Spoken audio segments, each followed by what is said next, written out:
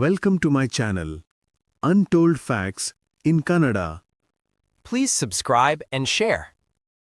ಇವತ್ತಿನ ವಿಡಿಯೋದಲ್ಲಿ ನಾವು ಭಾರತದ ಇತಿಹಾಸದಲ್ಲಿ ಒಂದು ಬಹಳ ಮುಖ್ಯವಾದ ನಿರ್ಧಾರದ ಬಗ್ಗೆ ಮಾತನಾಡಲಿದ್ದೇವೆ. ಅದುವೇ ಜಮ್ಮು ಮತ್ತು ಕಾಶ್ಮೀರಕ್ಕೆ ವಿಶೇಷ ಸ್ಥಾನಮಾನ ನೀಡುತ್ತಿದ್ದ ಸಂವಿಧಾನದ ಆರ್ಟಿಕಲ್ 370ಯನ್ನು ತೆಗೆದುಹಾಕಿದ್ದು. ಆರ್ಟಿಕಲ್ 370 ಅಂದರೇನು, ಅದನ್ನೇಕೆ ತೆಗೆದುಹಾಕಲಾಯಿತು, ತೆಗೆದ ನಂತರ ಏನಾಯಿತು, ಈ ಎಲ್ಲಾ ಪ್ರಶ್ನೆಗಳಿಗೆ ಸರಳವಾಗಿ ಮತ್ತು ಸ್ಪಷ್ಟವಾಗಿ ಉತ್ತರಿಸುವ ಪ್ರಯತ್ನ ಮಾಡೋಣ.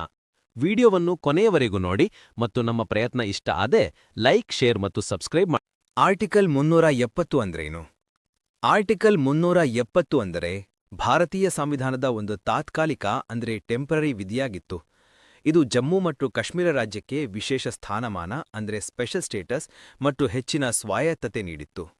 ಇದರ ಮುಖ್ಯ ಅಂಶಗಳೇನೆಂದರೆ ಪ್ರತ್ಯೇಕ ಸಂವಿಧಾನ, ಜಮ್ಮು ಮತ್ತು ಕಾಶ್ಮೀರಕ್ಕೆ ತನ್ನದೇ ಆದ ಸಂವಿಧಾನವನ್ನು ಹೊಂದುವ ಅವಕಾಶ, ಕಾನೂನುಗಳ ಮಿತಿ, ಭಾರತದ ಸಂಸತ್ತು ಮಾಡುವ ಎಲ್ಲಾ ಕಾನೂನುಗಳು ನೇರವಾಗಿ ಕಾಶ್ಮೀರದಲ್ಲಿ ಜಾರಿಗೆ ಬರುತ್ತಿರಲಿಲ್ಲ, ರಕ್ಷಣೆ, ವಿದೇಶಾಂಗ ವ್ಯವಹಾರಗಳು ಮತ್ತು ಸಂಪರ್ಕ ಹೊರತುಪಡಿಸಿ ಬೇರೆ ಯಾವುದೇ ಕಾನೂನನ್ನು ಜಾರಿಗೊಳಿಸಲು ರಾಜ್ಯ ಸರ್ಕಾರದ ಒಪ್ಪಿಗೆ ಬೇಕಾಗಿತ್ತು.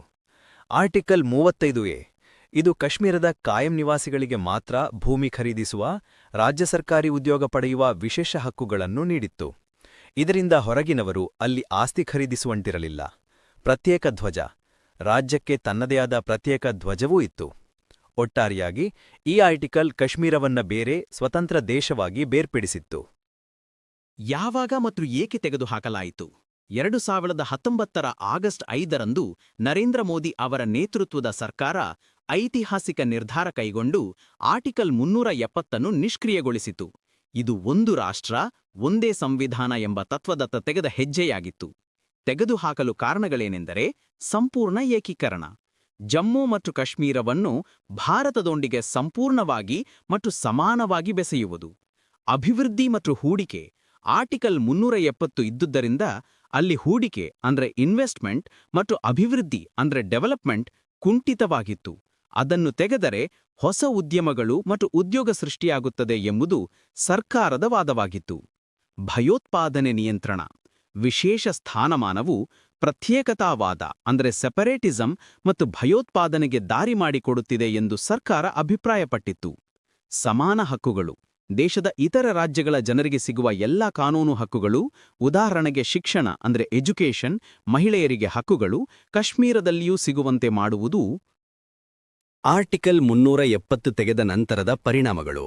ಆರ್ಟಿಕಲ್ 370ನ್ನು ತೆಗೆದುಹಾಕಿದ ನಂತರ 2 ಬೃಹತ್ ಬದಲಾವಣೆಗಳು ಸಂಭವಿಸಿದವು. ವಿಶೇಷ ಸ್ಥಾನಮಾನ ಅಂತ್ಯ.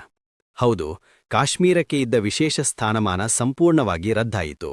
ಭಾರತದ ಸಂವಿಧಾನ ಮತ್ತು ಎಲ್ಲಾ ಕಾನೂನುಗಳು, ಲ್ಯಾಂಡ್ ಲಾಸ್, ಪ್ರಾಪರ್ಟಿ ರೈಟ್ಸ್ ಸೇರಿದಂತೆ ಈಗ ಕಾಶ್ಮೀರದಲ್ಲಿಯೂ ಇತರ ರಾಜ್ಯಗಳಂತೆಯೇ ಸಂಪೂರ್ಣವಾಗಿ ಅನ್ವಯವಾಗುತ್ತವೆ. ರಾಜ್ಯ ಪುನರ್ರಚನೆ, ರಿಆರ್ಗನೈಸೇಷನ್. ಹಳೆಯ ಜಮ್ಮು ಮತ್ತು ಕಾಶ್ಮೀರ ರಾಜ್ಯವನ್ನು 2 ಹೊಸ ಕೇಂದ್ರಾಡಳಿತ ಪ್ರದೇಶಗಳಾಗಿ ವಿಭಜಿಸಲಾಯಿತು. ಜಮ್ಮು ಮತ್ತು ಕಾಶ್ಮೀರ ವಿಧಾನಸಭೆಯೊಂದಿಗೆ, ಲಡಾಖ್ ವಿಧಾನಸಭೆಯಿಲ್ಲದೆ.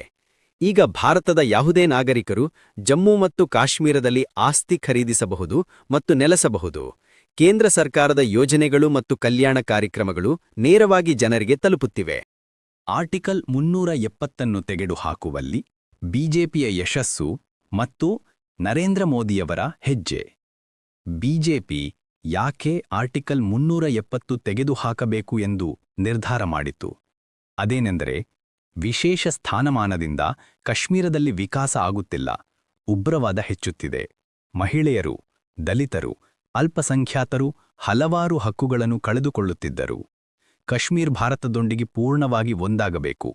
ಅಂದರೆ ದೇಶದ ಏಕತೆಗಾಗಿ ಆರ್ಟಿಕಲ್ 370 ತೆಗೆದುಹಾಕುವುದು ಅಗತ್ಯವೆಂದು ಬಿಜೆಪಿಯ ನಿಲುವು. ಯಾಕೆ ಇದನ್ನು ಮೋದಿ ಸರ್ಕಾರದ ಧೈರ್ಯ ಎಂದು ಕರೆಯುತ್ತಾರೆ? 70 ವರ್ಷಗಳಿಂದ ಯಾರೂ ಮುಟ್ಟದ ವಿಷಯ, ರಾಜಕೀಯ ವಿರೋಧದ ಭೀತಿ, ಕಾಶ್ಮೀರದ ಭದ್ರತಾ ಪರಿಸ್ಥಿತಿ, ಅಂತಾರಾಷ್ಟ್ರೀಯ ಒತ್ತಡ, ದೇಶದ ಒಳಗಿನ ಭಿನ್ನಾಭಿಪ್ರಾಯ, ಇವೆಲ್ಲದರ ನಡುವೆಯೂ ದೊಡ್ಡ ನಿರ್ಧಾರ ತೆಗೆದುಕೊಂಡ ಕಾರಣ ಇದನ್ನು ಧೈರ್ಯಶಾಲಿ ಹೆಜ್ಜೆ ಎಂದು ಕರೆಸಿಕೊಳ್ಳುತ್ತದೆ. ಒಟ್ಟಾರೆಯಾಗಿ ಹೇಳುವುದಾದರೆ ಆರ್ಟಿಕಲ್ 370ನ್ನು ತೆಗೆದುಹಾಕುವುದು ಜಮ್ಮು ಮತ್ತು ಕಾಶ್ಮೀರವನ್ನು ಭಾರತದ ಮುಖ್ಯವಾಹಿನಿಗೆ ಸಂಪೂರ್ಣವಾಗಿ ಸೇರಿಸುವ ಒಂದು ಪ್ರಯತ್ನವಾಗಿತ್ತು. ಇದು ದಶಕಗಳ ಕಾಲದ ಒಂದು ವಿವಾದಿತ ವಿಷಯಕ್ಕೆ ಅಂತ್ಯ ಹಾಡಿತು.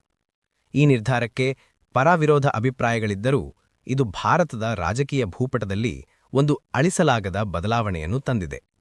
ನಿಮ್ಮ ಪ್ರಕಾರ ಈ ನಿರ್ಧಾರ ಸರಿಯೇ ತಪ್ಪೇ? ನಿಮ್ಮ ಅನಿಸಿಕೆಗಳನ್ನು ಕೆಳಗಿನ ಕಮೆಂಟ್ ಬಾಕ್ಸ್ನಲ್ಲಿ ನಮಗೆ ತಿಳಿಸಿ. ಮುಂದಿನ ವಿಡಿಯೋದಲ್ಲಿ ಮತ್ತೊಂದು ಆಸಕ್ತಿದಾಯಕ ವಿಷಯದೊಂದಿಗೆ ನಿಮ್ಮನ್ನು ಭೇಟಿಯಾಗುತ್ತೇನೆ. ಅಲ್ಲಿಯವರೆಗೂ ನಮಸ್ಕಾರ. Thank you for watching the video, and please subscribe and share.